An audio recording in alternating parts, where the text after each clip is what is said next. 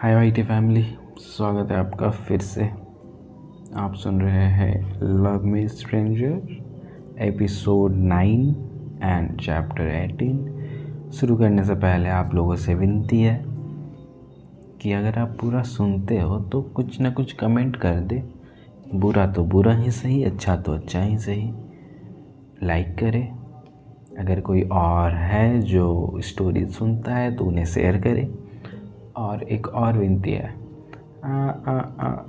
यार इंस्टाग्राम पे फॉलो कर ले। यार आप लोग कमेंट लाइक नहीं करो इंस्टाग्राम पे, क्या ही फॉलो करोगे। कितना मांग रहा हूँ मैं। Okay, live it. तो चैप्टर 17 ख़त्म हुई थी जहाँ पे वो दरवाज़ा खोलती है और वो अपनी ममा को देखती है। तो चैप्टर 18 कंटिन्यू करते हैं। तुम यहाँ क्या कर रही हो? रिवाना ने अपनी आंखें इस उम्मीद में मली कि ये एक सपना भर ही हो, लेकिन वो सपना नहीं देख रही थी। हमको भीतर आने दोगी या नहीं? मिसेज बनर्जी ने कहा। रिवाना ने अपनी माँ के कंधे से पार से देखा कि उसके बाबा लिफ्ट में 2 भारी बैग लिए हुए निकल रहे हैं। सॉरी मम्मा, ये कहते हुए रिवाना अपने माँ के गले से लग गई। फिर फ्लैट में भीतर आने के लिए उसने अपने माँ को रास्ता दे दिया। जैसे ही उसके बाबा दरवाजे पर आए, रिवाना ने उन्हें भी गले से लगा लिया और मन ही मन दुआ करती रही कि कहीं डैनी ना आ जाए। जैसे ही उसके बाबा भीतर आए, उसने जल्दी से दरवाज़ा बंद कर लिया। तुम्हारी तबीयत कैसी है? मिसेज बनर्जी ने पूछा। मेरी तबीयत? रिवाना को कुछ समझ नहीं आया। तुम्हें क्या लगता है हम क्यों आए हैं? मिस्टर बनर्जी ने अपने बैग ज़मीन पर रखते हुए कहा। तुम्हारी किसी दोस्त ने हमें फ़ोन किया है और कहा कि तुम्हारी तबीयत बहुत ख़राब है और तुम फ़ोन पर भी बात नहीं कर पा रही। तुम्हारे बाबा ने यहाँ आने के लिए अर्जेंट छुट्टी ली। लेकिन तुम लोगों ने मुझे फ़ोन क्यों नहीं किया? हम लोगों को बताया गया कि तुम हमारा फ़ोन उठा ही नहीं सकोगी क्योंकि बहुत बीमार हो, लेकिन तुम तो ठीक लग रही हो। मिस्टर बनर्जी ने अपनी हथेली से उसका माथा छू कर देखा। फिर उन्होंने उसका मेकअप और उसकी तैयारी देखी तो कहा, तुम तो ठीक हो, बल्कि ठीक से ज़्यादा हो। एक सेकेंड, उसने कहा और अपना फ़ोन लेने चली गई। वो डैनी को इत्तला करने चाहती थी कि उसके फ्लैट में ना आए, लेकिन इससे पहले कि वो फ़ोन करती, उसने एक अजनबी नंबर से भेजे हुए मैसेज को अपना इंतज़ार करते देखा। तुम्हारी ज़िंदगी का गबारा करना आसान है मिनी। रिवाना को तुरंत समझ में आ गया कि किस दोस्त ने ये खेल खेला है और उसके माँ बाबा को क्यों बुलाया गया है, ताकि हालत और उलझ सके। मेरे किस दोस्त से बात हुई थी माँ? उसने पूछा। तुम्हारी रूममेट इशिता से, मिस्टर बनर्जी ने कहा। रिवाना ने आगे कोई सवाल नहीं पूछा। उसे पक्का यकीन था कि ये इशिता नहीं थी। उस अजनबी ने किसी लड़की को फ़ोन करने के लिए कहा होगा। वैसे तुम्हें क्या हुआ है मिनी? पता है मैं पूरे रास्ता बाबा लोकनाथ से प्रार्थना करते हुए आई हूँ। मैं तो बहुत ही टेंशन में थी। मिसेज बनर्जी ने उसकी ओर आते हुए कहा। Food poisoning? रिवाना ने झूठ बोली और आगे कहा, लेकिन मैं एकदम अब ठीक हूँ। बाबा लोकनाथ का लाख लाख शुक्र है, उसकी माँ ने कहा और रिवाना का माथा अपने हाथ से छू लिया। जय बाबा लोकनाथ, रिवाना की माँ बुदबुदाई। तुम लोग कब जा रहे हो? रिवाना ने पूछा। ये लोग जितनी देर रुकते चीज़ें उतनी ही उलझती। उसके माँ बाबा ने उन्हें उसके हैरानी से देखा। हम लोग इतने महीने बाद तुमसे मिल रहे हैं मिनी। तुम्हें ये पूछना चाहिए था कि हमारी यात्रा कैसे रही, हम पानी पिए गए या नहीं, और तुम हमारे लौटने की तारीख पूछ रही हो। पता नहीं तुम्हारी जनरेशन का प्रॉब्लम क्या है। उसकी माँ ने शिकायत की और जाकर ड्राइंग रूम में लगे हुए बिस्तर पर बैठ गई। नहीं मम्मा, ये बात नहीं है। रिवाना माँ के पास गई और उनके गाल को चूम लिया और ज़ोर से उन्हें गले लगा लिया। मैं तो इसलिए पूछ रही थी ताकि मैं छुट्टी के लिए अप्लाई कर सकूं। दरअसल ऑफिस में एक बहुत इम्पॉर्टेंट प्रोजेक्ट चल रहा है, इसलिए मैं उन्हें बता देना चाहती हूँ कि मुझे जल्दी से जल्दी छुट्टी मिल जाए। अपनी माँ को ऑफिस की छुट्टी का बहाना मत दो। हमको मालूम है कि तुमको छुट्टी नहीं मिलेगा, उसके बाबा ने बिन बैग पर डगमगाते हुए किसी तरह बैठते हुए कहा। वैसे तुम्हें इतनी तैयारी क्यों है? मैं अपने दोस्तों के साथ बाहर गई थी, बस अभी वापस आई। तुम सुंदर लग रही हो, लेकिन मुझे लगता है कि और पतली हो गई हो, उसकी माँ ने उसके गालों को चूमते हुए कहा। ओह मम्मा, मैंने बताया था ना कि मैंने जिम ज्वाइन किया है। माँ अपनी बेटी के माथे को प्यार से सहला रही थी। तुम्हारे पास ढंग की एक कुर्सी भी नहीं है मीनी। ये इतना। मिस्टर बनर्जी को बिन बैग पर बैठने में तकलीफ़ हो रही थी। मैं आपके लिए पानी लेकर आती हूँ, रिवाना ने कहा और किचन में चली गई। अचानक दरवाजे की घंटी बजी। उसका चेहरा सूख गया। उस अजनबी के मैसेज के चक्कर में वो डैनी को फ़ोन करना तो भूल ही गई थी। इससे पहले कि रिवाना अपनी जगह से हिल पाती, उसके बाबा ने दरवाजे खोल दिए। रिवाना किचन के दरवाजे पर ही जम गई। जी? मिस्टर बनर्जी ने डैनी को ऊपर से नीचे तक ताड़ते हुए पूछा। रिवाना है? तुम कौन हो? मिस्टर बनर्जी ने ऐसे पूछा जैसे अहम मामले की तहकीकात कर रहे हो। मैं उसका बॉयफ्रेंड हूँ, डैनी ने कहा। रिवाना को लगा कि वो किचन में ही ढेर हो जाएगी। ये सपना है, एक बुरा सपना। हे भगवान, कोई मुझे उठाए और कहे कि ये सपना ही था बस, उसने खुद से कहा। उसे अपने बाबा की आवाज़ सुनाई दी। बाबा, रिवाना को बुला रहे थे। रिवाना बाहर निकली। उसने पहले ही अपने पिता की ओर देखकर एक अनिश्चित सी मुस्कान दी और फिर डैनी को देखकर मुस्कुराया। हाय डैनी, मेरे पेरेंट्स से मिलो, उसने कहा। डैनी, बाबा ने अपनी बेटी की ओर सवालिया नज़र से देखा और फिर उस लड़के की ओर देखा। वो अभी और तहकीकात के मूड में थे। Hello uncle, hello aunty. Mister Banerjee ने उस हेलो के बदले में सिर्फ सिर हिलाया और लेकिन मिसेस बनर्जी ने नरमी से मुस्कुराई। Hello uncle, hello aunty. Mister Banerjee ने उस हेलो के बदले में सिर्फ सिर हिलाया, लेकिन मिसेस बनर्जी नरमी से मुस्कुराई। एक सेकेंड, रिवाना ने कहा और ड्राइंग रूम में लगे अपने वार्डरोब के पास चली गई। तुम क्या करते हो डैनी? मिस्टर बनर्जी ने पूछा। मैं मॉडल और एक्टर हूँ अंकल। मॉडल और एक्टर? मिस्टर बनर्जी ने ऐसे त्योरियाँ चढ़ाई जैसे वो किसी दूसरे ग्रह से आया हो। रिवाना जल्दी से आई और लाकर एक चाबी डैनी को दे दी। ये लो, हम बाद में बात करेंगे, उसने कहा। डैनी ने चाबी ले ली और चला गया। रिवाना ने दरवाज़ा बंद कर दिया। वो यहाँ रहता है? उसके बाबा ने पूछा। मैं आपके लिए पानी लेकर आती हूँ, रिवाना ने कहा। मेरे सवाल का जवाब दो मीनी। हाँ, पूरा नाम क्या है उसका? Danny Abraham. उसके माँ बाबा ने एक दूसरे को ऐसे परेशान होकर देखा जैसे उनकी बेटी को कोई खतरनाक बीमारी लग गई हो। एकांश कहाँ है? उसकी माँ ने पूछा। कितना अच्छा लड़का था वो। वैसे डैनी ज़्यादा अच्छा दिखता है। एक मिनट, बाबा ने माँ की बात को बीच में काटते हुए पूछा। वो सच में तुम्हारा बॉयफ्रेंड है? रिवाना शांत रही। मेरी बात का जवाब दो लड़की। एकांश कहाँ है? उसके बाबा की आवाज़ कठोर हो गई। एकांश के साथ क्या हुआ ये बताने में रिवाना को कुछ मिनटों का वक्त लगा। पूरी बात बताते बताते रिवाना माँ के गले लगकर रो पड़ी।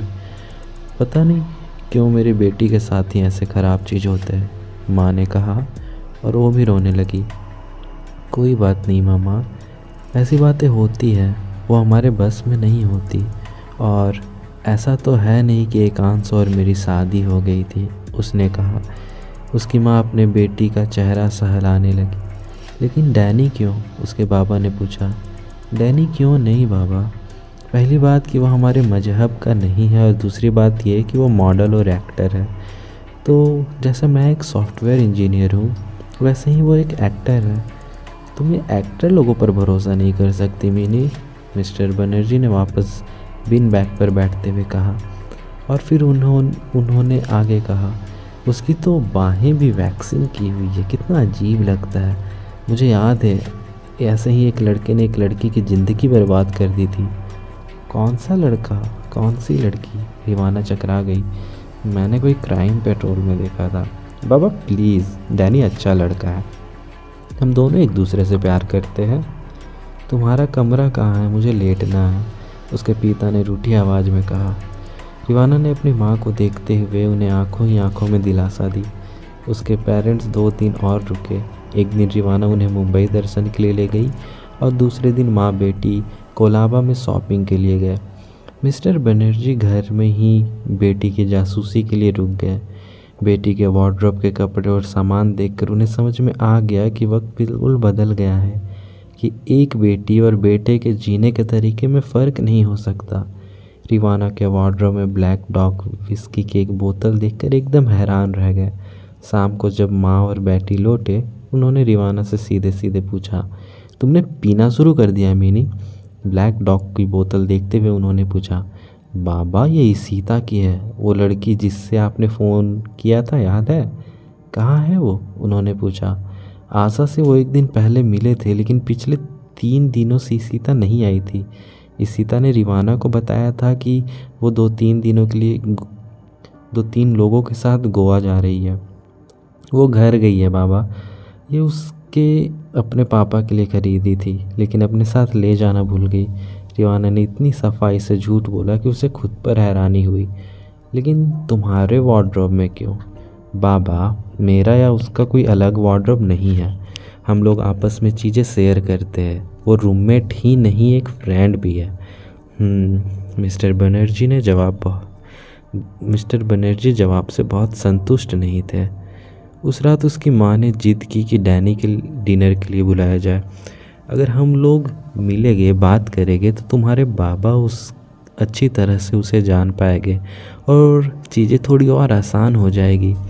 मुझे डैनी पसंद है, वो उत्तम कुमार जैसा दिखता है, उसकी माँ ने हंसते हुए कहा। सारे हैंडसम लड़के तुम्हें उत्तम कुमार की तरह ही लगते हैं। उत्तम कुमार को मसल्स नहीं थे मामा, कोई सलमान खान जैसा दिखता है, रिवाना ने कहा। ओए हेलो, रिवाना ने अपनी माँ को ज़ोर से चूम लिया और डैनी को डिनर के लिए आने के लिए व्हाट्सएप कर दिया। डैनी ने एकदम सही वक्त पर दरवाजे की घंटी बजाई। डिनर कुल 20 मिनट तक चला और हर मिनट आफत की तरह गुजरा। मिस्टर बनर्जी और डैनी के बीच में कोई दोस्ती नहीं हो पाई। मिस्टर बनर्जी डैनी से जितना सवाल पूछ रहे थे, डैनी उन्हें ईमानदारी से जवाब देता रहा। उससे चीज़ें और बिगड़ी। तुम्हारे पेरेंट्स क्या करते हैं? मिस्टर बनर्जी ने पूछा। मेरे पापा हांगकांग में सैफ है और माँ न्यूयॉर्क में इन्वेस्टमेंट बैंकर है। अच्छा है, लेकिन दोनों इतने दूर कैसे रह पाते हैं? दिक्कत होती होगी ना? नहीं, ऐसा नहीं है, दोनों अपने अपने पार्टनर के साथ रहते हैं, डैनी ने जवाब दिया। मिस्टर बनर्जी का खाना सरक गया। रिवाना ने उन्हें जल्दी से एक गिलास पानी पकड़ाया, जो वो एक सांस में ही पी गए। तुम उनकी इकलौती संतान हो? नहीं, हम लोग 5 भाई हैं। पहला वाला कहीं भाग गया है, पता नहीं कहाँ। मैं उसे 10 साल से नहीं मिला। दूसरा वाला अमेरिका में है, एक रिहैब सेंटर में ड्रग्स लेता था इसीलिए। तीसरा वाला दुबई के एक होटल में काम करता है और चौथा वाला तिब्बत में है, लामा बन गया है। मैं सबसे छोटा हूँ, उसने कहा। मिस्टर बनर्जी ने डैनी से इसके बाद कोई सवाल नहीं पूछा। Sorry guys. मिसेस बनर्जी उससे अपने फेवरेट फिल्म स्टार के बारे में पूछती रही। पूछा कि डैनी ने कभी दिलीप कुमार या अमिताभ बच्चन या धर्मेंद्र का बंगला देखा है क्या? मम्मा, रिवाना ने कहा, डैनी अभी भी ब्रेक के लिए स्ट्रगल कर रहा है। वो इतने बड़े बड़े लोगों के बंगले पर एवी ही कैसे जा सकता है? लेकिन मैं इमरान हाशमी को बहुत करीब से मिला हूँ आंटी, डैनी ने फ़क्र से कहा। कौन? मिसेज बनर्जी ने रिवाना की और मदद के लिए देखा। सीरियल किसर, मिस्टर बनर्जी ने जवाब दिया और वहाँ से उठकर चले गए। उनका डिनर हो गया था। डैनी के जाने के बाद अपनी बेटी से बहुत बात नहीं की। अगले दिन रिवाना ने उन्हें एयरपोर्ट छोड़ दिया। तुम कुछ भी करो, उसके नतीजे के बारे में ज़रूर सोच लेना। शादी एक गंभीर मसला है, उसके पिता ने उससे कहा। अपने पिता के गले से लगते ही उसने कहा, चिंता मत करो बाबा, मैं कुछ ऐसा नहीं करूँगी जिसका आपका सिर नीचा हो। और मैंने या डैनी ने अभी शादी के बारे में कुछ सोचा नहीं है, जैसे तुमने और एकांश ने इस बारे में बात नहीं की थी, उसके पिता ने कहा। फिर अपनी पत्नी की ओर देखते हुए बोले, इसलिए हमारी पीढ़ी सही थी। हम शादी कर लेते थे और बाद में और चीज़ें डिस्कस करते थे। आजकल के बच्चे के पास चीज़ें और ब्रेकअप के पहले ही डिस्कस करने के लिए, शादी बाद में। रिवाना ने अपनी माँ को असहाय नज़रों से देखा। अगर डैनी गांगुली होता या डैनी मुखर्जी होता, या उसकी माँ ने कहा। जब उसके माँ बाप एयरपोर्ट के भीतर गए तो 3 दिनों में पहली बार रिवाना ने राहत की सांस ली और उसके बाद सबसे पहले उसने अजीब से अजनबी को मैसेज किया, तुम मुझसे आखिर चाहते क्या हो? उसे इस बात का गुस्सा था कि उसने उसके पेरेंट्स को फ़ोन करके डैनी के साथ उसके रिश्ते को खतरे में डाल दिया था। अगले शनिवार फ्री रहना, बच्चे इंतज़ार कर रहे होंगे, अजनबी ने जवाब दिया। तुम मेरी क्लिप डिलीट करने में कितना वक्त लगाओगे, कितने दिन मुझे ये करना होगा, उसने पूछा। तुम तब तक ये करोगी जब तक तुम्हें इसकी आदत ना लग जाए, और क्लिप की चिंता मत करो, अगर तुम मेरी बात सुनोगी तो सुकून से रहोगी, अजनबी ने जवाब दिया। चैप्टर 18 यही ख़त्म होता है दोस्तों। चैप्टर 19 भी मैं जा रहा हूँ रिकॉर्ड करने इसी में। तो अभी तक कमेंट नहीं किया हो तो एक प्यारा सा कमेंट कर दो ना मेरे लिए। और एक सवाल है, क्या आप चाहते हो कि आपके भी जीवन में ऐसा कोई स्ट्रेंजर हो? हाँ या ना में जवाब दे देना कम से कम ऐसे तो आप लोग इंगेज हो गए मेरे वीडियो से। चलिए चैप्टर 19 शुरू करते हैं। अगले शनिवार को रिवाना डैनी के साथ द सीहर ईस्ट के स्लम एरिया पहुंची। डैनी को समझ नहीं आ रहा था कि रिवाना यहाँ कर क्या रही है। ये मेरे ऑफिस प्रोजेक्ट का हिस्सा है, रिवाना ने सफाई दी। वो जानती थी कि अगर डैनी को वहाँ आने की सही वजह बताती तो उसे अजनबी के बारे में भी बताना पड़ता। अगर अजनबी के बारे में बताती तो फिर क्लिप के बारे में भी बताना पड़ता। क्लिप के बारे में बताती तो प्रतीक के बारे में भी बताना पड़ता। और अगर प्रतीक के बारे में बताती तो ये भी बताना पड़ता कि एकांश के ब्रेकअप के बाद वो कैसे प्रतीक के चक्कर में पड़ गई थी। इतनी सारी बातें बताना और समझाने के लिए वो फ़िलहाल तैयार नहीं थी। एकांश के ब्रेकअप के बाद उसे समझ में आ गया था कि अपने पार्टनर के सामने खुली किताब बन जाना सही नहीं होता है। चाहे आप किसी को कितना ही प्यार क्यों ना करते हो, एक निजी स्पेस हमेशा ज़रूरी होता है। इसके अलावा रिवाना और डैनी के रिश्ते का तो बसंत काल ही था। अभी तो रिश्ता ठीक से पक्का भी नहीं था। इस प्रोजेक्ट का नाम क्या है? डैनी ने पूछा। इसे share your good luck project कहते हैं, क्योंकि मुझे ऐसे पेरेंट्स के घर में पैदा होने का सौभाग्य मिला जो मुझे पढ़ा लिखा सकते थे। तो अब मुझे अपने हिस्से की वही खुशकिस्मती कम से कम 10 बच्चों के साथ बांटनी है और उन्हें इंग्लिश पढ़ाने में उनकी मदद करनी है। डैनी ने रिवाना की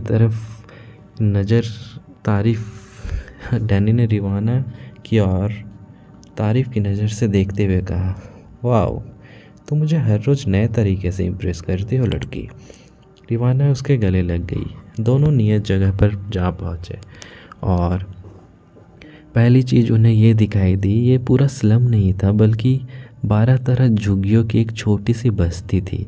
रिवाना अभी खड़ी होकर अपने अगले कदम के बारे में सोच रही थी कि एक बच्चा उसके पास दौड़ता हुआ आया और अपनी भारी भरकम लहजे में पूछा, आप रिवाना ताई हो?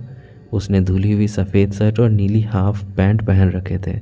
रिवाना ने डैनी को उड़ती हुई नज़र से देखा और कहा, हाँ मेरे साथ आओ, बच्चे ने कहा और मुड़कर अपने रास्ते चल पड़ा।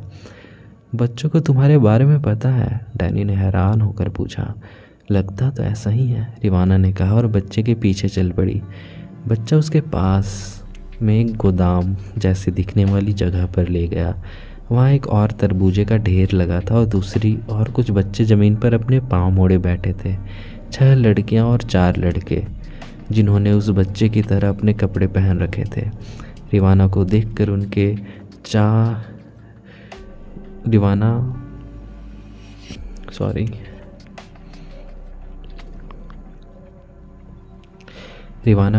उनके चेहरे पर मुस्कान आ गई। जो लड़का उसे यहाँ लेकर पहुँचा था वो भी दूसरे बच्चों के साथ मिलकर बैठ गया। एक पल के बाद डैनी भी उन बच्चों के पीछे उन्हीं की तरह पाँव मोड़कर बैठ गया। बच्चे हल्के हल्के हंस रहे थे। रिवाना पहली बार पढ़ाने जा रही थी, वरना तो पूरी ज़िंदगी वही पाठ पढ़ती रही थी। इस तरह दूसरे छोर पर आकर उसे अच्छा लग रहा था। जैसे ही वो बच्चों के सामने जाकर खड़ी हुई, उसने देखा कि उसके बगल में एक ब्लैक बोर्ड भी है। सारी नज़रें उस पर थी। बच्चे समाज का सबसे निचले तबके के थे। अगर उन्हें कुछ जुदा कर रही थी तो वो थी उनकी नई यूनिफॉर्म। बच्चों की यूनिफॉर्म को ध्यान से देखते हुए रिवाना ने एक चीज़ नोटिस की। उसने एक बच्चे को अपने पास बुलाया। वो लड़की जब रिवाना के पास पहुंची तो रिवाना ने देखा कि उसके शर्ट के पैकेट पर एक स्माइली इस तरह चिपका हुआ था जैसे वो प्रतीक चिन्ह के रूप में सिला हुआ हो। उस स्माइली के ठीक बीचों बीच काले धागे से सिला हुआ था। मिनी की जुदाई 10। रिवाना के चेहरे पर एक हल्की मुस्कान तैर गई। मिनी की जादुई 10। रिवाना के चेहरे पर एक हल्की मुस्कान तैर गई। नाम क्या है तुम्हारा? उसने बच्ची से पूछा। दिव्या, लड़की ने बताया। कितने साल की हो? दिव्या ने अपनी उंगली पर गिनना शुरू किया और फिर कहा 9। रिवाना ने प्यार से उसके गाल थपथपाया और उसे बैठने को कहा। यह पहला दिन था, इसलिए रिवाना किसी तैयारी के साथ नहीं आई थी। उसने बच्चों से उनका नाम पूछा और उनसे कुछ आसान से सवाल पूछे। बच्चे तेज थे, ये बात रिवाना को समझ में आ गई। उसे उस अजनबी की इस कोशिश का हिस्सा बनकर अच्छा लग रहा था। अपने ज़िंदगी से थोड़ा सा वक्त निकाल कर बच्चों को देने का फ़ायदा बच्चों को ज़रूर मिलेगा, वो ये जान गई थी। उसे ऐसा लग रहा था कि वो कुछ काम की चीज़ कर रही है। उसने पास की एक दुकान से बच्चों के लिए चॉकलेट ख़रीदे और उनसे कहा कि वो अगले शनिवार उन्हें ठीक से पढ़ाएगी। उनकी मुस्कान से पता चल रहा था कि रिवाना उन्हें पसंद आई थी। मुझे मालूम नहीं था कि तुम बच्चों के साथ इतनी आसानी से घुल मिल सकती हो, डैनी ने घर लौटते हुए कहा।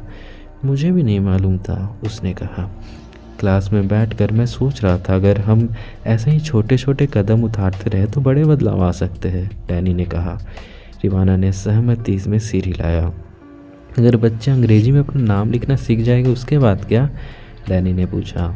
रिवाना ने डैनी की ओर देखा। वो जानती थी कि उसके पास कोई जवाब नहीं है। अजनबी ने कुछ तो तय कर ही रखा होगा, उसने सोचा और उसने तुरंत एक मैसेज भेजा।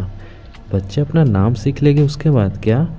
डैनी जब ऑटो का किराया दे रहा था तब जवाब आया, बच्चे सरकारी स्कूल जाना शुरू कर देंगे। ये मेरे हिस्से का गुड लक है जो मैं इनसे बांटूंगा। तुम हंस क्यों रही हो? डैनी ने पूछा। नहीं, ऐसे ही, रिवाना ने मैसेज ज़ोर से पढ़ते हुए कहा और दोनों अपनी बिल्डिंग में घुस गए। डैनी, तुम्हें लगता है कि हम अपनी ज़िंदगी में ऐसे चीज़ों के लिए मारामारी कर रहे हैं जिनकी हमें ज़रूरत भी नहीं? 99% टाइम तो ऐसा होता है कि किसी चीज़ की हमें उतनी ज़रूरत भी नहीं होती और हम उसके लिए मर जाने के लिए तैयार होते हैं, लिफ्ट में घुसते हुए उसने कहा। तुम ऐसा क्यों कह रही हो? डैनी ने हैरान होकर कहा। उसे तुरंत समझ आ गया कि उसे डैनी से ऐसी बात नहीं करनी चाहिए। कुछ नहीं, जाने दो। मुझे लगता है ये इंसान पर निर्भर करता है कि उसे आखिर क्या और कितना चाहिए। ज़रूरत तो बहुत सब्जेक्टिव चीज़ होती है, नहीं? कई बार हम ज़रूरत और चाहत में ठीक ठीक अंतर नहीं कर पाते। शायद ज़रूरत कॉमन है लेकिन चाहत हर इंसान की अलग अलग होती है। जैसे कि एक साधारण सी कुर्ती मेरी ज़रूरत है लेकिन बीबा की एक कुर्ती किसी फैंसी ब्रांड पहनने की मेरी चाहत है ताकि मैं और अच्छी, थोड़ी और अपर मार्केट देख सकूं। ब्रांड पहनना मेरी जैसी शहर में पली बड़ी लड़कियों के लिए एक ज़रूरत बन गई है जिनके फैसले एडवर्टाइजमेंट में फैशन या फिर मटेरियलिज्म से प्रभावित होती है। एक पल रुकने के बाद रिवाना ने कहा, कुछ लोगों के लिए ज़रूरत और चाहत एक ही चीज़ बन जाती है और हम वही अपनी गहराई खोने लगते हैं, हम अपना मोल खोने लगते हैं। डैनी ने उसकी बात को दुरुस्त किया। मोल, यही वो शब्द था जो अजनबी को शुरुआती मैसेज में हुआ करता था। अपना मोल समझो मीनी। रिवाना ने ईमानदारी से इस बारे में सोचा और उसे समझ आया कि उन बच्चों के प्यारे और मासूम चेहरों ने उसे ये समझा दिया था कि सुकून से जीने के लिए आखिर क्या चाहिए होता है। उसे ये भी समझ में आ गया था कि ज़रूरत और चाहत में अंतर होती है।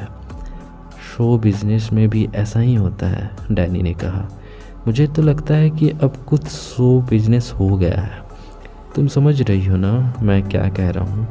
हमें जूनियर स्कूल में नैतिक शिक्षा का पाठ पढ़ाया जाता है लेकिन हमें तो मार्केट साइंस पढ़ाना चाहिए ताकि बड़े होने पर हम ज़िंदगी को और बेहतर समझ सकें और समझे कि हमारे लिए ज़रूरी क्या है और क्या नहीं। सही में, डैनी ने कहा। अगले शनिवार को डैनी को एक प्रिंट एड शूट के लिए जाना था, इसलिए वो रिवाना के साथ नहीं आ सका। इस बार रिवाना 10 किताबें, पेंसिल, इरेजर और पेंसिल कटर लेकर पहुंची। उन बच्चों को पढ़ाते हुए उसे लग रहा था कि वो खुद को, अपनी जिद, अपनी परेशानियों, ज़िंदगी से अपनी शिकायतों को भूल रही है। उन बच्चों के साथ उसे लगता था कि वो आसमान में तैर रही है, वरना तो उसे हमेशा लगता रहा कि ज़िंदगी के समंदर में तैरना मुश्किल हो जाता है। रिवाना ने यह भी तय किया कि वो बच्चों से पढ़ाई के अलावा और भी चीज़ें पूछेगी। वो उनसे उनके परिवार, उनके दोस्त, अपने सपने के बारे में पूछा करती थी। एक बच्चे को बाप शराबी था और उसकी माँ कई घरों में अपने काम करके किसी तरह चलाया करती थी। उसका अपना सपना बस इतना था कि उसकी माँ 24 घंटे उसके साथ रहे। एक लड़की के माँ बाप मजदूरी किया करते थे और वो बच्ची ये मान बैठी थी कि दोनों उसके लिए वो महल बना रहे हैं जहाँ वो राजकुमारी होगी। तमाम क्रूर सच्चाइयों के बीच उनके ख्वाब, सपने, ज़िंदगी को लेकर उनका उत्साह और उनकी मुस्कुराहट से रिवाना ने भी बच्चों से उतना ही सीखा जितना उसने बच्चों को सिखाया। हफ्ते गुजरते गए और बच्चे उसकी ज़िंदगी का अहम हिस्सा बन गए। काश मैं तुम्हें अपने बच्चों से मिला सकती। एक रात उसने अपनी माँ से फ़ोन पर कहा, तुम्हारे बच्चे? उसकी माँ घबरा गई। अरे जिन बच्चों को मैं पढ़ाती हूँ मम्मा। तुम मुझे हार्ट अटैक दोगी मेरी। पहले तुमने एक आंस को बदल कर डैनी बना दिया और अब बच्चों की बात कर रही हो। उसकी माँ ने खुद को शांत करने की कोशिश करते हुए कहा, मैंने एक आंस को नहीं बदला मामा, हमारे बीच में चीज़ें बिगड़ गई। खैर मैं खुश हूँ कि तुम गरीब बच्चों को पढ़ा रही हो। पिछले हफ्ते पीसी और पीसी मऊ बंटी के साथ आए थे। मैंने उन्हें बताया कि तुम मुंबई में एक अमेरिकन कंपनी के लिए काम कर रही हो और गरीब बच्चों को भी पढ़ा रही हो। मैं क्या करती हूँ सबको ये बताने की क्या ज़रूरत? रिवाना को गुस्सा आ गया था। इसमें क्या नुकसान है? लोगों को इसके बारे में पता चलना चाहिए। रिवाना जानती थी कि मम्मा का मकसद सिर्फ ये साबित करना है कि उनकी बेटी बाकी बच्चों से अच्छा कर रही है। तुम्हें मालूम है दोनों क्यों आए थे यहाँ? मिसेज बनर्जी की आवाज़ में शरारत थी। न्योता? कौन? पिशी और पिशा? क्यों? दोनों मऊ की शादी का न्योता देने आए थे। मऊ की शादी का न्योता? ये क्या कह रही हो? वो तो अभी सिर्फ 20 साल की है। उसकी माँ ने वाक्य पूरा किया। लेकिन उन्होंने कहा कि उन्हें सिंगापुर में रहने वाला एक अच्छा लड़का मिल गया है और फैमिली भी अच्छी है, इसलिए वो लोग ना नहीं बोल सके। बल्कि तुम्हारी पीशी तो मुझे ताना मार रही थी कि मऊ की शादी तुमसे पहले हो रही है। उनको तो उनके तानों से मुझे कोई फ़र्क नहीं पड़ता और मैं अभी शादी नहीं कर रही, इसलिए मुझे कुछ पूछना भी मत। हाँ ठीक है। वैसे तुम्हें बच्चों को पढ़ाने का ये आइडिया किसने दिया मीनी? उसके माँ ने पूछा। उस वक्त रिवाना को याद आया कि उसने कई हफ्तों से अजनबी से बात नहीं की है। एक दोस्त, और मैं फ़ोन बाद में करती हूँ, उसने कहा। जल्दी से फ़ोन रख दिया। थैंक्स। रिवाना ने उस आखिरी नंबर पर मैसेज भेजा जिससे अजनबी का फ़ोन आया था। किस बात के लिए? तुरंत रिप्लाई आया। अब तक रिवाना को तुरंत आने वाली इन प्रतिक्रियाओं की आदत पड़ चुकी थी। बच्चों को पढ़ाने देने के लिए ये मेरी ज़िंदगी का अब से सबसे अच्छी चीज़ों में से एक अनुभव रहा है। रिवाना ने वापस मैसेज भेजा। मैंने पहले भी कहा है, मैं अहम नहीं हो, तुम हो। ऐसा क्यों कहते हो? मैं तुम्हारे लिए इतनी अहम क्यों हो? मेरे लिए नहीं, तुम अपने लिए अहम हो। सब अपने लिए अहम होते हैं। हाँ, लेकिन सब ये बात जानते नहीं हैं हम अपनी पूरी ज़िंदगी सबसे ज़्यादा खुद को बर्बाद और तबाह करते हैं। तुम सामने क्यों नहीं आते? मैं सच में एक बार तुमसे मिलना चाहती हूँ, सिर्फ एक बार। अगले 2 घंटों तक कोई जवाब नहीं आया और फिर आधी रात को ठीक 5 मिनट पहले एक अनजान नंबर से मैसेज आया। मुझसे लोनावाला टाइगर पॉइंट पर मिलो, ठीक 8 बजे। कल मेरा बर्थडे है। रिवाना ने तुरंत मैसेज भेजा। कोई जवाब नहीं आया। जवाब दो। फिर भी कोई जवाब नहीं आया। रिवाना सोचने लगी कि क्या अजनबी वाकई में मिलने की बात को लेकर गंभीर था। रात के ठीक 12 बजे डैनी ने उसे फ़ोन किया। Happy birthday babe. Thanks baby. Sorry मैं तुम्हारे साथ इस वक्त नहीं हूँ, लेकिन कल के लिए कुछ प्लान करते हैं। अगर अजनबी उससे वाकई में मिलना चाहता है तो रिवाना ये मौका किसी के लिए भी गंवाना नहीं चाहती। बेबी, दरअसल मुझे कल ऑफिस में काम है, पुणे जाना है। हम परसों मिल सकते हैं? मैं जानती हूँ मेरा बर्थडे है, लेकिन मेरा ऑफिस। रिवाना को डैनी से झूठ बोलकर अच्छा नहीं लग रहा था। उसने सोचा कि एक बार वो उस अजनबी से मिल ले, उसके बाद डैनी को सब सच बता देगी। उसे लग रहा था कि डैनी के साथ लोनावाला गई तो अजनबी शायद सामने ना आए। ओह, लेकिन मैंने सोचा कि हम मज़े करेंगे, और हम ज़रूर करेंगे मज़े बेबी, उदास होने की ज़रूरत नहीं है, एक ही दिन की तो बात है। मैं भी तुम्हें मिस करूँगी। रिवाना डैनी को तसल्ली दी और उससे वादा किया कि एक बार लौट आने के बाद दोनों रात भर पार्टी करेंगे। डैनी राजी हो गया। उसे कॉल जल्दी ख़त्म करना पड़ा क्योंकि उसके पेरेंट्स भी उसे फ़ोन कर रहे थे। उनसे बात की और फिर जाने क्या सोचकर अपने सारे व्हाट्सएप, फेसबुक और ईमेल चेक कर के बैठ गई। पिछले साल एकांश ने उसके फेसबुक इनबॉक्स, व्हाट्सएप और ईमेल हर तरह के बर्थडे मैसेज और ई कार्ड से भर दिया था, लेकिन इस साल कुछ भी नहीं था। उसने खुद को फिर से याद दिलाया कि एकांश अब उसकी ज़िंदगी में नहीं था। उसे ये स्वीकार करने में तकलीफ़ भी हो रही थी कि एकांश उसके किसी भी बर्थडे पर उसे विश नहीं करेगा। उसने पता नहीं क्या सोचकर एक बार फिर से फेसबुक अकाउंट पर लॉगिन किया और एकांश को बहुत दिनों बाद अनब्लॉक किया। शायद ये देखना चाहती थी कि एकांश उसे आज के दिन भी याद करता है या नहीं। रिवाना ने उसके फेसबुक प्रोफाइल पिक देखी और फिर लॉग आउट कर गई। रिवाना को यह सोचकर तसल्ली हुई कि उसके रूममेट वहाँ उसे विश करने के लिए नहीं थी। ये उसका पहला बर्थडे था जब वो इस तरह अकेली थी। उसने अपने ब्रेकअप के बाद वो शायद अपनी सालगिरह अकेले ही गुजारना चाहती थी। पता नहीं क्यों उसे अब अकेलापन भाने लगा था। अगले दिन रिवाना को जब ये मालूम चला कि डैनी दोपहर में अपने फ्लैट में ही होगा तो वो अपने घर से पहले ही निकल गई ताकि डैनी उसका झूठ ना पकड़ ले। उसने शाम के वक्त टाइगर पॉइंट जाने के लिए कैब ले लिया। सिर्फ अपनी सुरक्षा का ख्याल रखते हुए उसने सीता को मैसेज करते हुए बता दिया था कि वो कहाँ जा रही है। मैं अजनबी से मिलने टाइगर पॉइंट जा रही हूँ, किसी को बताना मत। Oh my God, best of luck, be safe, Sita ने जवाब दिया। जब रिवाना अपनी कैब से निकली तो उसने देखा कि टूरिस्ट अभी भी वहाँ भरे हुए थे। कुछ तस्वीरें खींच रहे थे तो कुछ वापस में मज़े कर रहे थे। डील के हिसाब से कैब रात के 10 बजे तक उसका इंतज़ार करती और मुंबई वापस लेकर जाती। ड्राइवर ने उसे भुट्टे बेचने वाली एक दुकान के पास छोड़ दिया और गाड़ी पार्किंग की ओर लग गई। रिवाना फ़ोन पर दोस्तों और रिश्तेदारों के बर्थडे विश का जवाब देते हुए वक्त काटती रही। वो लगातार अपने फेसबुक इनबॉक्स को भी रिफ्रेश कर रही थी, लेकिन एकांश का कोई मैसेज नहीं आया था।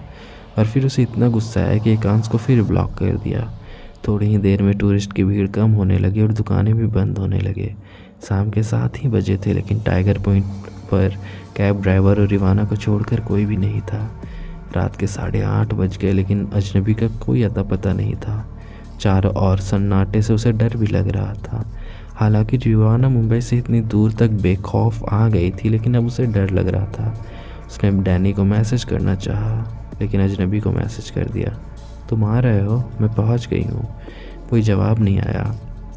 15 मिनट बाद उसने देखा कि एक जाइलो गाड़ी वहाँ घूमकर रुक गई और अब उसकी ओर चली आ रही है। रिवाना की धड़कनें तेज हो गई। जाइलो की हेडलाइट से उसकी आंखें चुंधिया गई। रिवाना ने अपने आंखों पर हाथ रख दिया। अगले ही पल लाइट बंद हो गई। रिवाना ने आंखों पर जोर देकर सामने देखना की कोशिश की, लेकिन कुछ भी दिखाई नहीं दे रहा था। तभी उसने देखा कि एक आदमी उसकी ओर चलता हुआ आ रहा है। उसके हाथों में फूलों का एक गुलदस्ता था और चेहरे पर एक मुस्कान थी। वो नज़दीक पहुंचा तब रिवाना को एहसास हुआ कि इस खुशबू को वो पहचानती है। हैप्पी बर्थडे बेबी, उस आदमी ने कहा। उसका चेहरा देखते ही रिवाना के मुंह से निकला, डैनी। और चैप्टर यहीं ख़त्म होता है। ब्रो क्या इंटरेस्टिंग, मतलब हर एक चैप्टर ऐसा ख़त्म हो रहा है जैसे कि आप लोग चाहेंगे कि नेक्स्ट चैप्टर मैं तुरंत डाल दूँ, बट क्या करूँ हो नहीं पाता। और व्यूज़ भी तो उतने नहीं आते, कितना कम व्यूज़ आता है मतलब मेरा, पता नहीं क्यों। ओके, तो ये आप लोगों का काम है कि मेरा रीच बढ़ाए। आप जितना जल्दी मेरा रीच बढ़ाएंगे मेरा भी उतना जल्दी मन करेगा कि मैं नेक्स्ट वीडियो जल्दी लाऊं। मिलते हैं नेक्स्ट चैप्टर में। Bye bye, take care.